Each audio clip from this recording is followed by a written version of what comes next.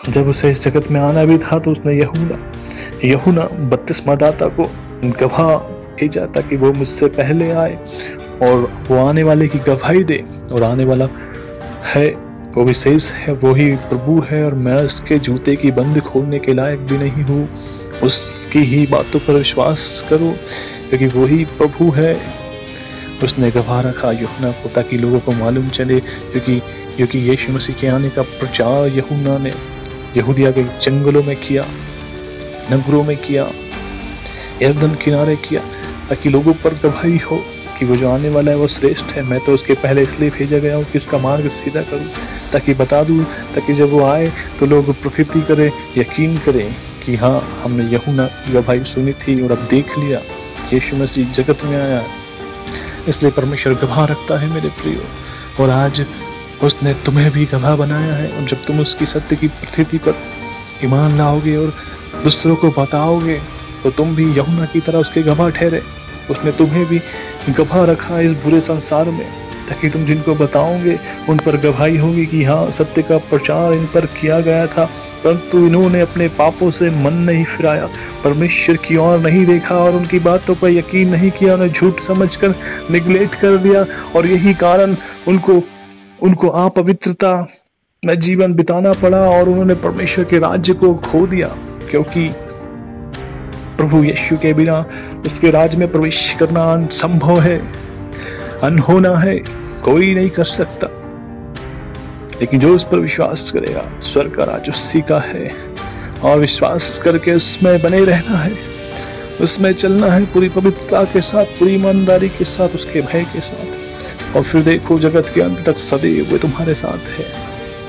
वो सचमुच का परमेश्वर है, वो गवाह रखता है। वो यूं ही नहीं, अपनी बात को गवाहों के द्वारा साबित करता है, और वो खुद आया ताकि तुम पर गवाही हो कि तुमने यीशु मसीह को देखा है। जब वो सामरी स्त्री अपने नगर को बताती कि देखो, मुझे एक व्यक्ति मिला जिसने सब कुछ जो मैंने किया था वो सब कुछ मुझे बता दिया, क्या यही तो मसीहा नहीं है? चलो चलकर देखो। वो गवाही दे रही थी मसीहा की, नगरों में जाकर गवाही दे रही। उसकी गवाही को लोगों ने सुना और दौड़ते हुए मसीहा से मिलने निकल पड़े, और उन्होंने देख लिया कि हाँ, ये वही है जिसकी गवाही यूहन्ना ने दिया था, ये वही है। और हम तेरे बोलने से ही नहीं, पर तू हमने देख लिया है, अब हम इसलिए विश्वास करते हैं, क्योंकि हमने उसे देख लिया है, इसलिए हम विश्वास करते हैं, इसलिए हम विश्वास करते हैं। सचमुच का प्रभु है, विश्वास करो, अनंत जीवन आपका है। विश्वास करो, स्वर्ग का राज आपका है। विश्वास करो, अनंत आशीष आपकी है। अब स्वर्गीय राज्य में हर तरह की आशीष से परिपूर्ण हो। विश्वास करो, यीशु प्रभु है। अंगीकार करो, अपना जीवन उसे दो, तुम्हारा जीवन बढ़ाएगा, क्योंकि तुम उसके मंदिर हो। You are the temple of God. वो आप में रहना चाहता है, वो पवित्र है, इसलिए अपने आपको पवित्र करो, करेक्ट करो।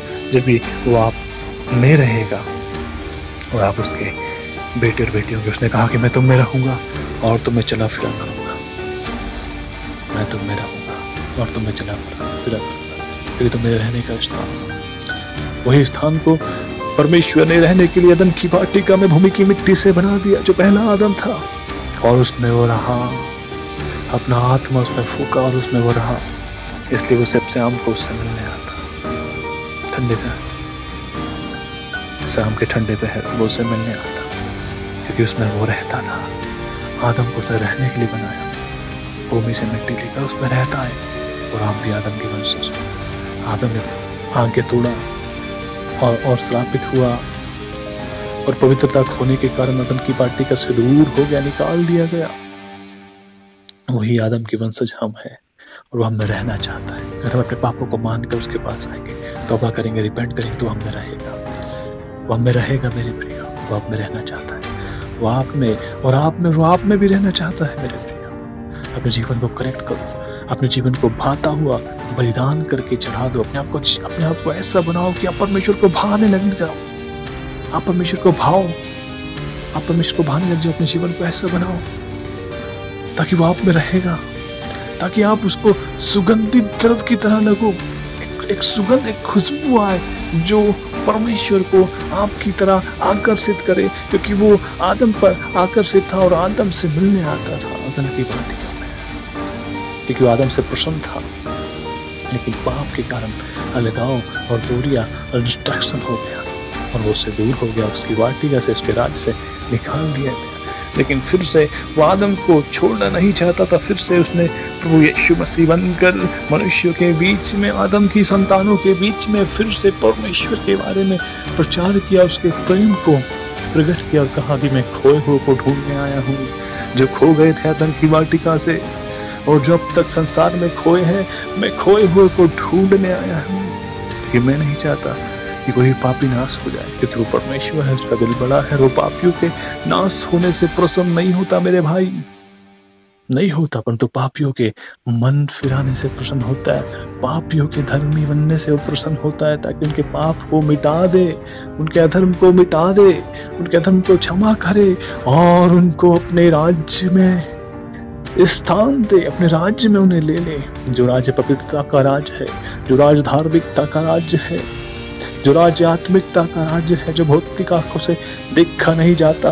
क्योंकि देखो, स्वर्ग का राज आज तुम्हारे बीच में है और कोई उसे भौतिक आंखों से नहीं देख सकता। और स्वर्ग का राज परमेश्वर का वचन है और उसका कलाम है, जिसने से एक्सेप्ट किया, उसने स्वर्ग के राज को एक्सेप्ट किया। हालेलुया। अपना जीवन प्रभु को दो, वो तुम्हें पवित्र करेक्ट करेगा और तुम उसके राज के बारे में सोचोगे, क्योंकि आप बुलाए गए हो उसके राज के लिए। आप विशेष हो, आप पर अनुग्रह हुआ है। उस अनुग्रह को यूं ही व्यर्थ ना जाने दो, उस अनुग्रह में बने रहो मेरे प्रिय, ताकि तुम्हारा यीशु में पूरा पूरा छुटकारा हो, पूरा पूरा उद्धार हो।